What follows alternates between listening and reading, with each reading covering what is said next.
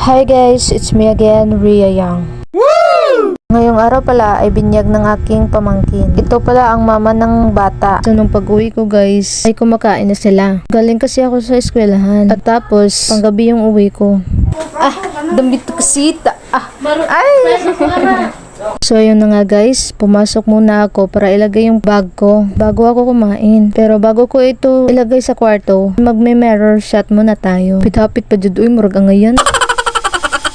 So yun na nga guys, nalagay ko na. Ito pala yung mga ulam namin. Kayo na lang bahala kung may lalagyan. Basta ang alam ko, kakain ako.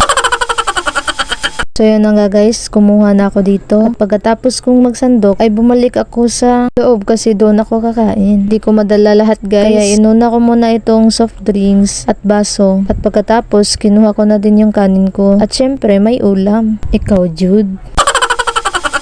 By the way guys, kumain na pala ako niyan, hindi na ako nagbihis. Kasi sobrang gutom ko na talaga. Kanina pa, so sobrang gutom ko. Parang gusto ko nang manampal. Agoy, joke lang. Ang sarap pala ng kain ko dito guys. Parang mapapasabi ka na lang ng sana palagi na lang binyag. Para palagi na din masarap yung ulam. Agoy, kayawan sila. Pero bitaw, bunyag na lang pero maybe. Hangyo lang, birthday na sad.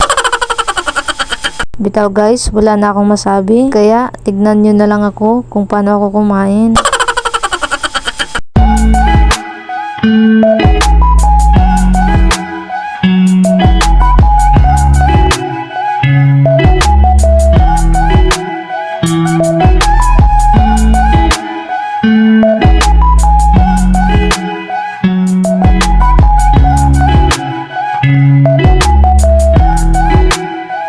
Ngayon ko lang na-realize guys, ang laki pala ng bunganga ko. The way ako kumain.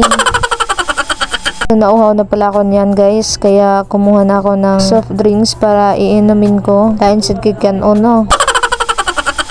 Iinom muna ako guys, saglit lang.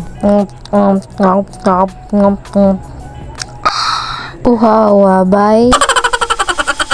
So may natapon pala na soft drinks guys, kaya kumuha muna ako ng basahan para ito'y punasan. At pagkatapos kong punasan guys, ay bumalik ako sa pagkain. At pinagpatuloy yung pagkain ko.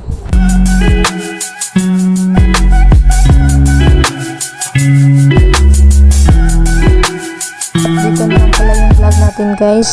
Sa off-cam ko na lang ipagpatuloy yung pagkain ko. Kasi kapag ipagpatuloy ko pa to, magiging 30 minutes yung video natin. Mabagal pa naman ako kumain.